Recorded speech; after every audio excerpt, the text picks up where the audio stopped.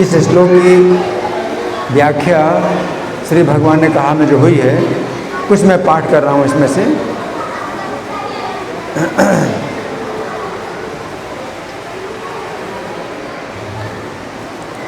भगवान यहाँ पर कह रहे हैं कि अपनी तुलना से प्रत्येक जीव के सुख और दुख का विचार करता है।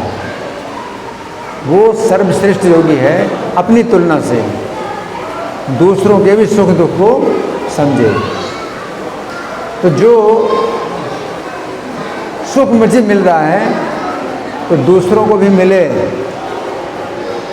और जो दुख मुझे मिला और मैं नहीं चाहता कि मुझे मिले, तो वो फिर दूसरों को भी निकालना चाहता है, दुखों से निकालना चाहता है। तो ये जो है योगी का जो है सर्वश्रेष्ठ लक्षण है। गीता 5:18 में श्री कृष्ण कहते हैं कि जो विनम्र साधु पुरुष होता है, अपने वास्तविक ज्ञान के कारण एक विद्वान और विनीत ब्राह्मण गाय, हाथी, कुत्ता तथा चांडाल को समान दृष्टि से देखता है। और तात्पर्य प्रभुपाद लिखते हैं कि कृष्ण भावना भावित व्यक्ति योनि या जाति में भेद नहीं मानता। सामाजिक दृष्टि से ब्राह्मण और चांडाल भिन्न भिन्न हो सकते हैं, अथवा योनि के अनुसार कुत्ता, गाय, हाथी भिन्न हो सकते हैं, किंतु विद्वान योगी की दृष्टि में ये शरीर के भेद अर्थहीन होते हैं। इसका कारण परमेश्वर से उनका संबंध है, और परमेश्वर परमात्मा रूप में हर एक के हृदय में स्थित हैं। फिर गीता 14:4 में श्री कृष्ण कहते हैं कि सभी योनियों में जितने भी जीव जन्म लेते हैं, उन सभी को बीज प्रदान करने वाले पिता श्री कृष्ण ही हैं। यदि सभी जीव एक ही पिता अर्थात श्री कृष्ण की संतान हैं, तो फिर भक्त किससे द्वेष कर सकता है? इस कारण भक्त सभी जीवों का अपने समान आदर करता है। सभी जीवों का अपने समान आदर करता है। जो अपने से अधिक आदरणीय है, उनका वो अपने से अधिक आदर करता है, परंतु जो अपने समान है अथवा अपने से नीचे हैं, उनका वो अपने समान आदर करता है। भागवत 9:2-16 के तात्पर्य में श्रील प्रभुपाद लिखते हैं, सुनिए ध्यान से। रंतिदेव को हर जीव में भगवान के दर्शन होते थे। क्या? रंतिदेव को हर जीव में भगवान के दर्शन होते थे, किंतु वे कभी ये नहीं सोचते थे कि चूंकि भगवान हर जीव में हैं, अतएव हर जीव भगवान है। ये नहीं सोचते थे। क्या नहीं सोचते थे? कि हर जीव के अंदर भगवान है तो हर जीव भगवान है। गलत है ना। इसी तरह वे जीव जीव में भेद नहीं मानते थे। उन्हें ब्राह्मण तथा चांडाल दोनों में भगवान की उपस्थिति का अनुभव होता था। ये असली समान दृष्टि है। यद्यपि आजकल तथा कथित दरिद्र नारायण की प्रथा बन चुकी है। आजकल क्या प्रथा बन गई है? दरिद्र नारायण। क्या? दरिद्र नारायण की प्रथा बन चुकी है, किंतु रंतदेव के पास किसी एक को वरीयता देने का कोई कारण नहीं था। ये विचार कि चूंकि नारायण दरिद्र अर्थात गरीब के हृदय में उपस्थित हैं, अतएव गरीब को दरिद्र नारायण कहा जाए, ये भ्रांत धारणा है। आप समझे? गरीब के अंदर अगर भगवान है तो इसलिए हम गरीब को दरिद्र नारायण कहें, बहुत गलत है। ऐसे तर्क से तो कुत्ते और सुअर भी नारायण बन जाएंगे। क्यों? कुत्ता नारायण, सुअर नारायण, क्यों?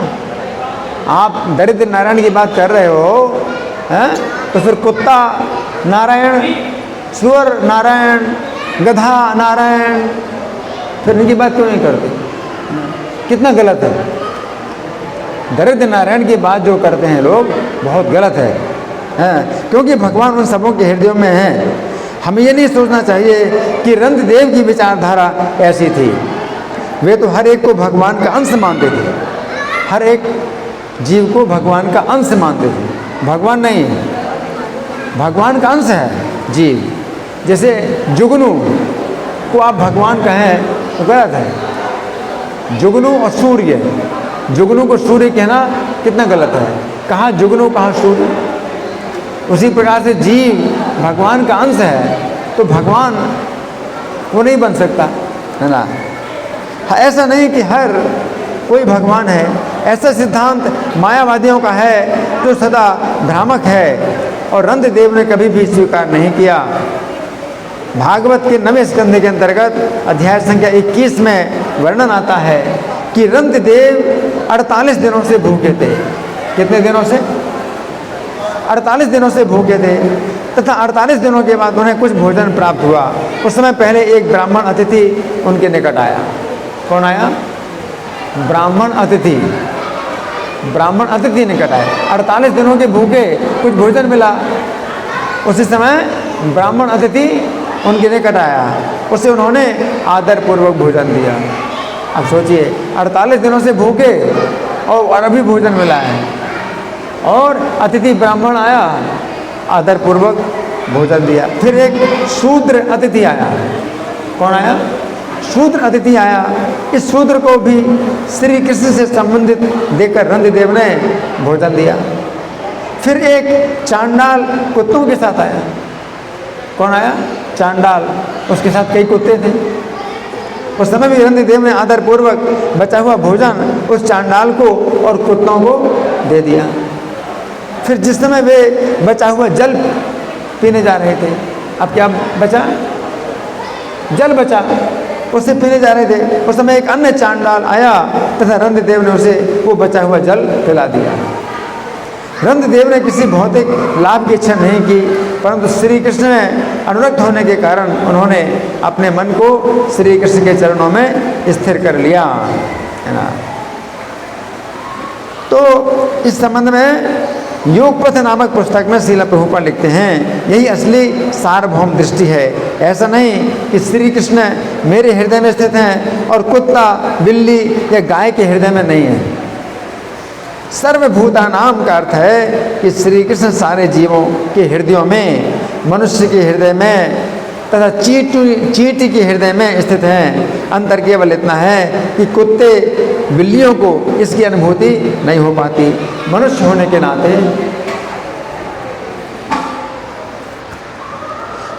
के नाते यदि कोई सांख्य योग या भक्ति योग पर चलने का प्रयास करता है तो वो समझ सकता है।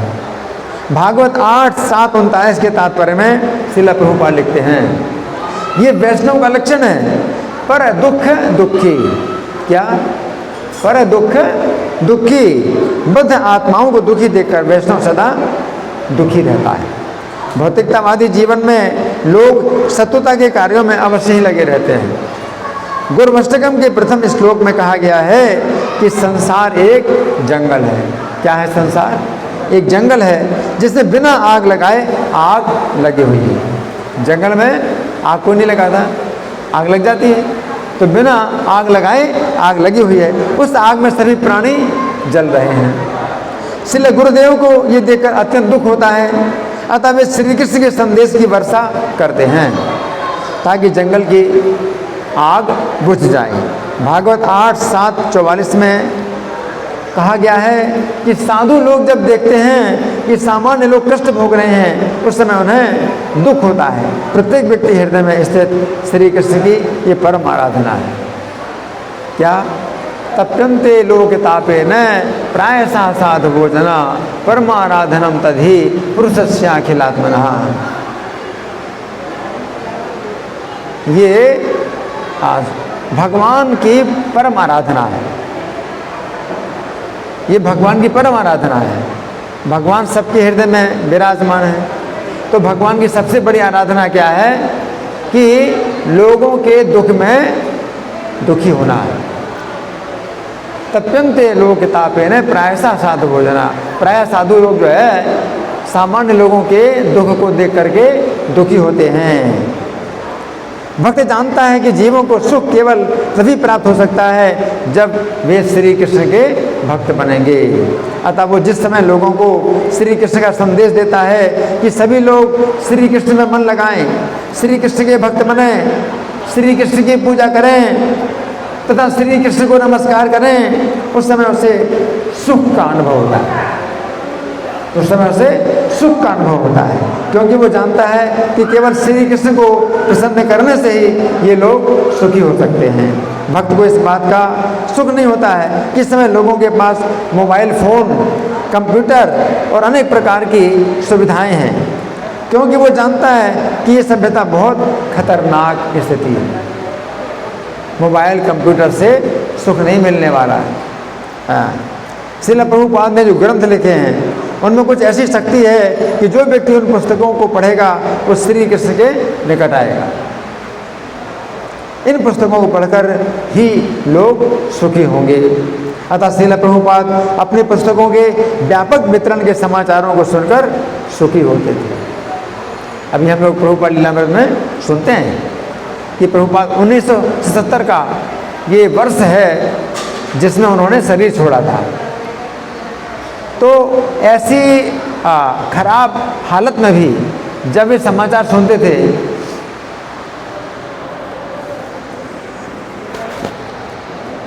जब ये समाचार सुनते थे कि उनकी पुस्तकों का वितरण हो रहा है, तो वो जीवंत हो जाते थे।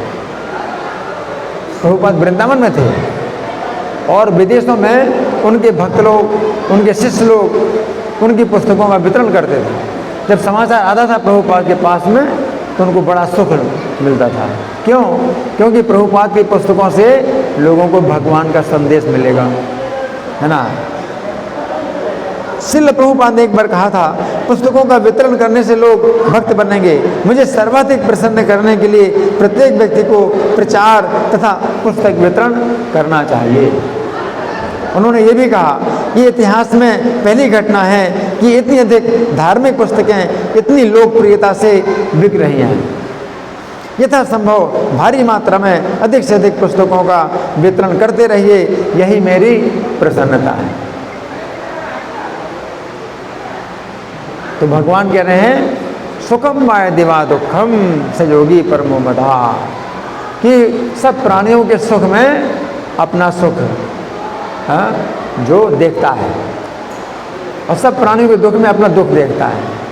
तो प्रभुपाद तो मुक्त पुरुष हैं, प्रभुपाद तो मुक्त पुरुष हैं, उन्हें तो जन्म मरण का कोई बंधन नहीं है। वो तो भगवान के धाम में जाना है, लेकिन वे जो है ऐसा नहीं चाहते हैं कि वे अकेले भगवान के धाम में जाएं। प्रभुपाद चाहते हैं कि जितने बद्ध आत्मा हैं वे भगवान के संदेश को ग्रहण करें, भगवान के संदेश का पालन करें और भगवान के धाम में जाएं। तो ये जो है योगी परमो मता, तो भगवान करेंगे ऐसा योगी बहुत पूर्ण है। अब कई योगी ऐसे होते हैं कि जंगल में जाते हैं, मौन का आचरण करते हैं। मौनम करन्ति विजने न तो परार्थ निष्ठा, वो निर्जन स्थान में मौन का आचरण करते हैं। तो अपना कल्याण चाहते हैं, अपने कल्याण में ही विचार करते हैं। बाकी दुनिया में जो कुछ हो रहा है होता रहे, मुझे अपना कल्याण चाहिए। अच्छा है, वो भी अच्छा है, लेकिन उससे भी अच्छा कौन है? जो सबका कल्याण चाहता है कि जैसे मेरा कल्याण हुआ तो सबको भी कल्याण प्राप्त हो, है ना। तो गुरुमष्टकम के 34 श्लोक में कहा गया है कि जिस समय गुरुदेव देखते हैं कि भक्तों को अत्यंत स्वादिष्ट प्रसाद ग्रहण करके तृप्ति हो गई है, उस समय गुरुदेव भी स्वयं तृप्ति का अनुभव करते हैं। हम लोग रोज गाते हैं, क्या गाते हैं? चतुर्विधा श्री भगवत प्रसादो स्वादोन्न तृप्तान हरि भक्त संघान।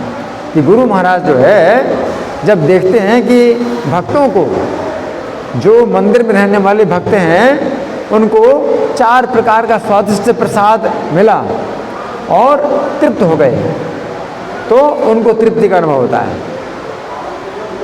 तो भक्तों की तृप्ति से उनको तृप्ति का अनुभव होता है ना। श्री चैतन्य भी स्वयं जिस प्रसाद को ग्रहण करते थे वो प्रसाद अत्यंत सादा होता था, परंतु वे अन्य भक्तों को उनकी रुचि के अनुसार अत्यंत स्वादिष्ट प्रसाद प्रदान करते थे। भगवान चैतन्य भी ऐसे अपने लिए क्या मांगते थे कि मुझे कुछ साग दे दो, पीठा पाना दे दो, लेकिन दूसरे भक्तों के लिए कहते थे इस भक्त को ये चीज़ दो, स्वादिष्ट व्यंजन, इसको ये दो, इसको ये दो, इसको वो दो। क्यों? तो भगवान जो है, भगवान भी ऐसे ही हैं कि दूसरे अपने जो भक्त हैं उनको जो है सुख प्रदान करने में उनको सुख अनुभव होता है। हाँ, भागवत के 8वें स्कंद के अंतर्गत 7वें अध्याय में वर्णन आता है कि जिस समय शिव जी ने देखा कि समुद्र मंथन के द्वारा समुद्र से उत्पन्न विष के कारण सभी प्राणी भयभीत हो रहे हैं, उस समय उन्होंने उस विष को स्वयं पी लिया। फिर जिस समय उन्होंने देखा कि सभी प्राणी विष के भय से मुक्त हो गए हैं, उस समय उन्हें प्रसन्नता हुई। शिव जी बहुत बड़े योगी हैं, महायोगी शंकर जी। जब समुद्र मंथन से क्या हुआ, विष निकला और विष जो है पूरा सृष्टि को नष्ट कर देगा और सब लोग भयभीत हो गए, सब जीव भयभीत हो गए।